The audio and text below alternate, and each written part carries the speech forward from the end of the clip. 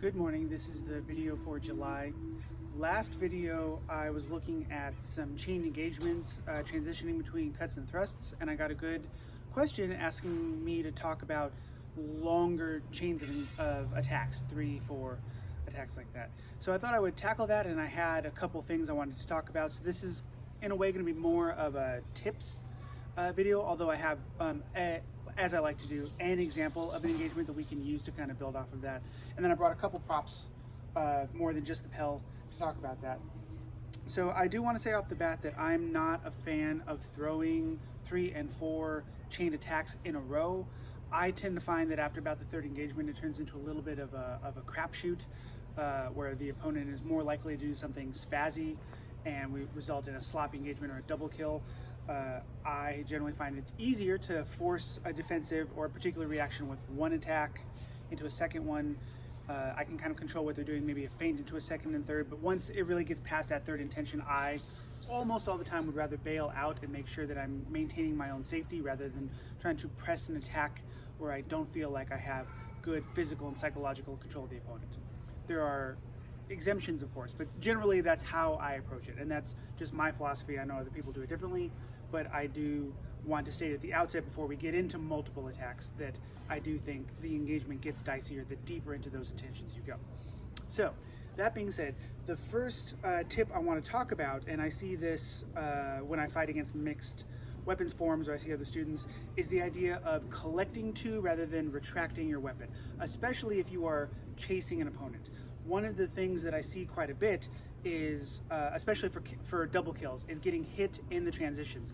And so what you'll see is somebody will hit and they'll pull their sword away, which means they don't really have anything in front of them, especially again if they're chasing an opponent and they're going to come around, and that retraction creates a space and opportunity to get hit. Even if it's not a quality hit, your opponent's sword is still touching you, and that's not so good. So if I do this sideways, I think it's the easiest way to see it, especially if I'm coming in, if I'm aggressing or I'm chasing my opponent. I can throw, and then I can pull the sword back and step and throw. And so that's retracting the weapon.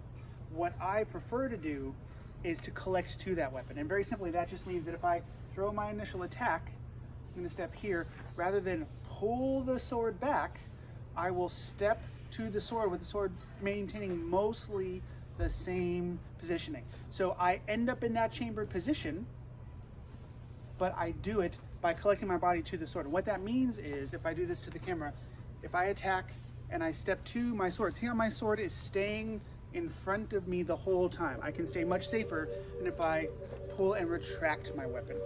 And so if I step, and I can collect in different ways. I can step under, but again, even with this, if I'm stepping under into a hanging guard or an ox type position, I'm still, the sword is staying more or less in the same place, and I'm stepping to my sword, which will let me throw that second or third or fourth attack, but it keeps me safe in those transitions. So the first kind of tip to multiple attacks when I'm aggressing or I'm chasing an opponent who's kind of backpedaling and defending is I would really like to collect my body to my sword rather than retract my sword back to my body.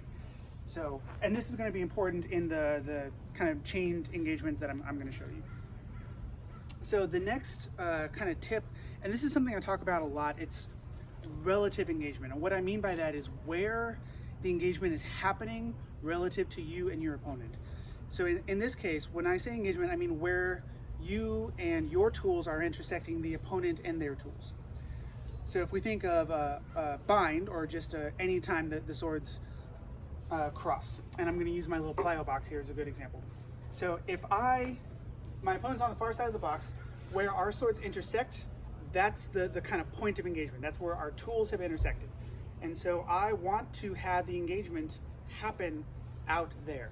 I don't want where the opponent's sword is touching me to be up against my body. Now the engagement is happening on me, and I'm much more kind of constrained, physically hampered, right? It's very tight, it's uncomfortable. And this can happen when somebody aggresses, but I often see people unintentionally collapse the range of the engagement because they're rushing forward without kind of computing what the opponent is doing. So that relative engagement when you're aggressing is very important. So if I attack and the swords cross here and the engagement is over the plyo box, I don't want to like hit and then collapse. And now, even though I was aggressing, the engagement is happening on my person, and now I'm all hampered. And I think we've all experienced that, where we've attacked aggressively and then we've ended up kind of stuffing our own aggressive flow because we've kind of mushed into that. So something we want to think about is, even if we're throwing multiple attacks, if we want the engagement to happen at a comfortable spacing where we could kind of hug a beach ball, where we're not super collected on us, we want to practice, even if we're running forward or we're throwing a bunch of things, that we're having the relative engagement happen where we want it. This changes when we're doing grappling. That's why I say the tools and person intersect. Because if I do want to grapple, then maybe I'm going to have my initial contact here and then step into, and now I do want the engagement happening kind of in on my body, but under my terms. You'll see I'm not crushed, I've now kind of enveloped them. And so that is, whether you're trying to strike them with the blade or your hands, if you're doing pugilism or something, or you're trying to grapple, you do want that relative engagement to happen where you want it.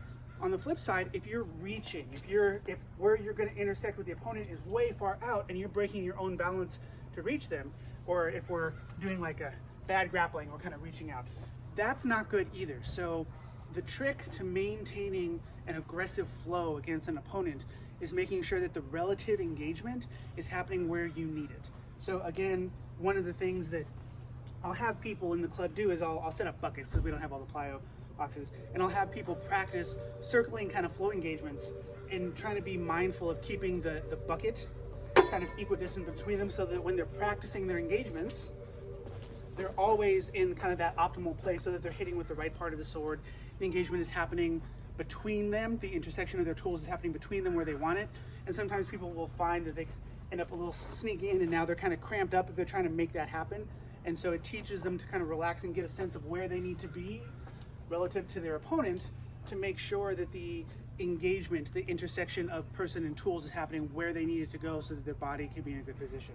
So that's kind of relative engagement. And I think if you go and you practice slow work, because this is hard to do initially at full speed sparring, but if you do some slow sparring or some control drilling, and you really pay attention to where relative to me is my tools in person intersecting their tools in person, you're going to kind of get a sense of what I mean by that relative engagement, and you can start to control it even at higher intensity sparring and drilling when you are maybe throwing multiple attacks. And I would say usually that collapsing of relative engagement happens second and third intention, especially with newer students when they're kind of rushing in, and they do tend to stuff their own offensive flow sometimes, because they'll run in too heavy, and that's when you get those kind of high binds and they're almost chest to chest, and that's not what they intended. So kind of keep that thoughtfulness. So far we're talking about collecting to the weapon rather than retracting it and then stepping. That's really important. And then now this kind of relative engagement piece, whether you're striking or grappling, where your tools in person intersect relative to your body, and then of course your opponent's body. Now, if you can get the opponent to accept an engagement on them, if I'm now the person being aggressive, you can get your opponent to kind of get in that, oh shit, and they're pairing up here, you can see the engagement is on them, and that's not comfortable. That's pretty disadvantageous. So that's one of the times where I might be more willing to go deeper into the engagement, third, fourth intention, is that if my opponent is allowing the engagement to happen on them, especially if I can see that their balance has gone backwards, they're not nearly as much an offensive risk at that point, an offensive threat really. So it's not as risky for me. But if somebody is backing up or circling to the side and they're making the engagement stay off of them, between them, and they're in good control, I am less likely to continue rushing, because I'm not getting kind of the advantage that I want. I might run into something. So that kind of links to the question I got, and the person on YouTube actually asked specifically about posture, position, line, and measure. And I think, although I'm using slightly different terms, I am kind of covering a lot of these. So also, I would say I recommend never breaking your posture to kind of get that little extra reach. I'd rather do that with footwork. And so control with the body is kind of what I was touching on a little bit already, in terms of if the engagement happens on my person versus kind of in that middle space. Sometimes we have to adjust our body because we've gotten in a little deeper. And before I get into that, the last little bit that I meant to write down is that I often see people by third, fourth engagement, they're not controlling the sword with their body anymore. They're just arming or wristing it. So maybe their first overhowl looks great. They've driven everything, it's come out. They've stepped out, everything looks good, right? They're doing it with the body, they're pivoting out. And then they start kind of, reaching and kind of flicking and wristing. And so in terms of drills, the 1 through 6 drill that I've shown before is really good because it's just a good way to practice always driving things with your body, making sure that you're never out of balance. And then even the Myers square, what I see people when they do kind of the full chain Myers square is maybe the first 4 are stepping pretty nicely, and then as they go, or even right, they'll get just so wristy with it that there's not a lot of body engagement. And that's just not a good way to practice fencing. And if you do end up reaching with your hands, somebody's going to take control of your sword and they're going to kill you. So keeping your body under your sword all the time so that it never stops, being controlled so that if something jams in, you're in good posture. It's almost like you want to be in a position where if my sword magically weighed 500 pounds, could I still pick it up? If it's out here and I'm just not collected to it, I'm not connected to it, if this sword weighed 20 pounds, I start to lose it. But if I'm always a little bit under my sword, even if I am coming forward or going back, so that I always had that good posture, it's gonna be really important. So focus on driving your sword with your body. I know that sounds very basic, but in the heat of the moment when people are doing 3 and 4 intention level attacks, I often see that break down. It becomes very wristy and floppy. So the technique I'm gonna give you, just to talk a little bit about those things. It's just something we were doing at the club last Monday. And it's a very simple setup, but it covers a lot of kind of what I was talking about. So the setup is an Oberhow feint to a rising back edge to a high cross back edge and then a rollout. So the technique that we were practicing was threatening with the Oberhow on the initial step and then landing with the rising back edge. So that's the first part. Usually what ends up happening if this part is successful is you get somebody coming up and you're gonna step in slightly to their right. And I would say 80% of the time if this lands, you catch their hands on the way as they're going, oh shit, and coming down, but sometimes you get into the body. And so that's the first part. And so, like I said, this is very much a collecting to the sword. So if I do this and pull back as I'm coming in, clearly nothing's keeping me safe. So I wanna make sure, one, and I step to the sword stayed. But because so here I'm extended. If I try to just throw the back edge, it's not so good. But I've thrown and I collect and I let my arms bend as I'm stepping to the sword, and that pulls me back into a good chambered position where I can throw a pretty hard shot. Now from here, if I hit the hands or not, I'm gonna do crossed armed, my thumb's out here. So I've kind of gone back edge and then transition. What was happening a lot is that people were, because I was telling them to get pretty deep, because if you stay out here, it's a riskier technique. So people were coming in pretty deep, and then what was happening is they were turning, and see, I hit almost with like the hilt of my sword. That's not so good. If I want to cut this person, that's not the best way to do it. And so what I was telling them to do is lead, collect, and then we're going to refuse the back hip and the shoulder, and I'm going to raise my hands to create space. And now, even though I have not moved my feet, just by turning my body, you can see I'm getting way high up on the sword, which is what we want. So one more time, throw, collect, land, and then again refusing the back hip and shoulder so that I'm hitting with the right part of the sword.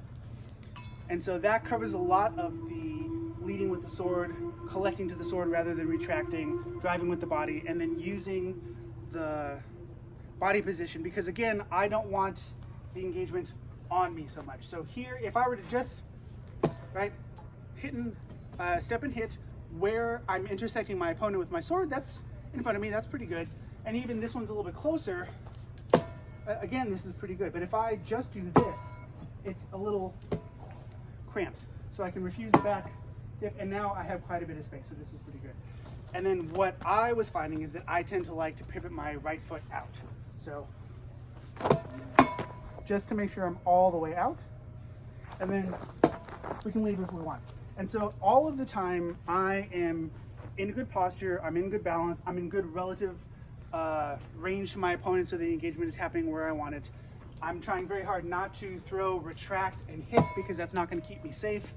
So I'm trying to make sure that I'm collecting to my sword, and then I'm leaving, and I can keep going because I'm in good balance. So I just wanted to use that very simple setup, you know, feinting the high overhow to the rising back edge and then the high cross arm cut, to show collection, relative position, and then using the body to manipulate that. I think people are very common with the thinking of measures like how far away I am from my opponent and using my feet to adjust that, and that is true. You know, I need to make sure that if I step, I'm not going to airball, I'm not so close that I step, you know, and I'm going to run into something I don't want to. But even beyond that, once I'm here and I'm here, I could just turn and hit very high up on the sword. I could adjust just my body position. I haven't moved my feet at all. And now I can hit way high up. And then we can make that easier using the feet. But it doesn't have to be that. And that ability to use your body to manipulate the relative engagement is really important. So I think this was a little rambly, but I love questions, and I love that somebody was asking about something to build off of a previous video. So if you have questions like that,